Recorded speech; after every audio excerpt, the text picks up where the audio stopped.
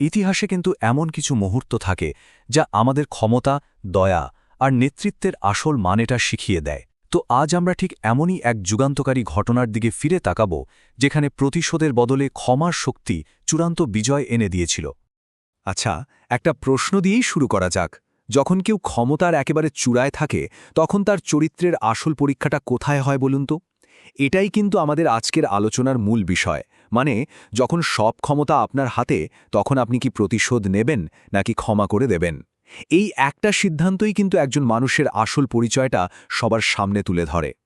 তো এই যে ক্ষমার মুহূর্ত, এর আসল গভীরতাটা বুঝতে হলে আমাদের একটু পেছনে ফিরে যেতে হবে। দেখতে হবে সেই দীর্ঘ কষ্টের ইতিহাস, যা এই ক্ষমার ঘটনাটাকে প্রায় অসম্ভব করে তুলেছিল। ভাবুন তো একবার, টানা ১৩টা বছর ধরে অবর্ণনীয় নির্যাতন সহ্য করা, তারপর নিজের প্রিয় জন্মভূমি থেকে বিতাড়িত হতে বাধ্য হওয়া, আর এরপরেও দীর্ঘ ৮ বছর নির্বাসনে কাটিয়ে অবশেষে বিজয়ী হিসেবে ফেরা।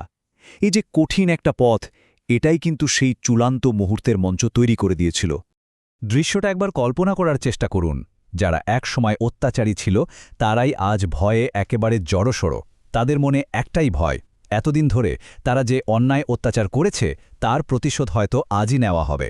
পুরো মক্কা শহরে তখন একটা থমথমে চাপা উত্তেজনা। এরপর এলো সেই চূড়ান্ত মুহূর্ত। কিন্তু এর শুরুটা কোনো তলোয়ারের ঝনঝনানি দিয়ে হয়নি, বরং এর শুরু হয়েছিল খুব সহজ কিন্তু ভীষণ গভীর একটা প্রশ্ন দিয়ে। ১০,০০০ সংখ্যাটা কিন্তু শুধু একটা সংখ্যা নয়, এটা ছিল ক্ষমতার সম্পূর্ণ পট পরিবর্তনের একটা প্রতীক। ভাবুন, যে মানুষটিকে একদিন একা নির্যাতিত হয়ে নিজের জন্মভূমি ছাড়তে হয়েছিল, তিনিই আজ ফিরে এসেছেন ১০,০০০ সঙ্গীর এক বিশাল শক্তির অবিসংবাদিত নেতা হয়ে। ওই মুহূর্তটার কথা একবার ভাবুন।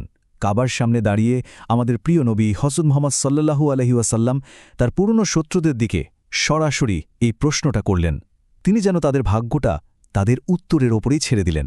আর তাদের উত্তরটা খেয়াল করুন, কি অসাধারণ।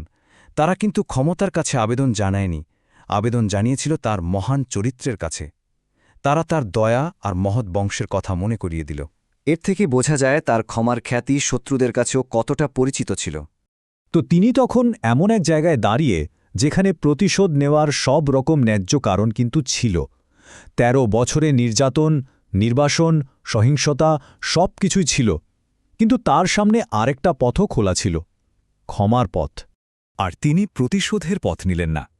এর বদলে যা ঘোষিত হল, তা করুণা আর শান্তির এক নতুন ইতিহাস তৈরি করল। এমন এক সিদ্ধান্ত যা সব কিছুকে চিরদিনের জন্য বদলে দিয়েছিল। তিনি তখন নবী ইউসুফ আলাইসাল্লামের সেই বিখ্যাত কথাটা মনে করে বললেন, আজ তোমাদের বিরুদ্ধে আমার কোনো অভিযোগ নেই, যাও, তোমরা সবাই মুক্ত ও স্বাধীন। এটাই ছিল সেই ঐতিহাসিক সাধারণ ক্ষমা। এক কথায় একটা অবিশ্বাস্য ঘোষণা, যা উপস্থিত সবাইকে শুধু অবাকই করেনি, এক মুহূর্তে সমস্ত ভয় আর উত্তেজনাকেও শেষ করে দিয়েছিল। কিন্তু গল্পটা শুধু এই সাধারণ ক্ষমাতে শেষ হয়ে যায়নি। এর আসল শক্তিটা লুকিয়ে আছে সেই চিরন্তন শিক্ষার মধ্যে, যা এই ঘটনাটা আমাদের দিয়ে গেছে। দেখুন, এই ক্ষমার ফলাফলটা ছিল কিন্তু অনেক সুদূর প্রসারী। এটা প্রমাণ করে দেয় যে আসল বিজয় আসলে যুদ্ধক্ষেত্রে হয় না, হয় মানুষের মন জয় করার মাধ্যমে। আর ঠিক এই কারণেই এই ক্ষমার পর মক্কার হাজার হাজার মানুষ ইসলামের ছায়াতলে চলে আসে। আসলে ঘৃণা দিয়ে নয়, দয়া আর ভালোবাসা দিয়েই কিন্তু আসল পরিবর্তনটা আনা যায়। আর এই যে বিজয়ের মুহূর্ত, তখন তার আচরণ কেমন ছিল জানেন? তিনি বিনয়ের এক চূড়ান্ত উদাহরণ তৈরি করলেন। সাফল্যের একেবারে চূড়ায় পৌঁছো তার মধ্যে কোনো অহংকার ছিল না, ছিল শুধু সৃষ্টিকর্তার প্রতি অশেষ কৃতজ্ঞতা। এই শিক্ষাটা কিন্তু ক্ষমতার শীর্ষে থাকা যে কোনো মানুষের জন্যই অনুকরণীয়। তাহলে শেষ প্রশ্নটা আমাদের সবার ভাবার জন্য। এই ঐতিহাসিক ঘটনাটা আমাদের একটা চিরন্তন নৈতিক প্রশ্নের সামনে দাঁড় করিয়ে দেয়। আচ্ছা বলুন তো, আসল শক্তিটা কিসে? অন্যদের উপর আধিপত্য বিস্তারে, নাকি নিজের ভেতরের প্রতিশোধের ইচ্ছাকে জয় করার মধ্যে?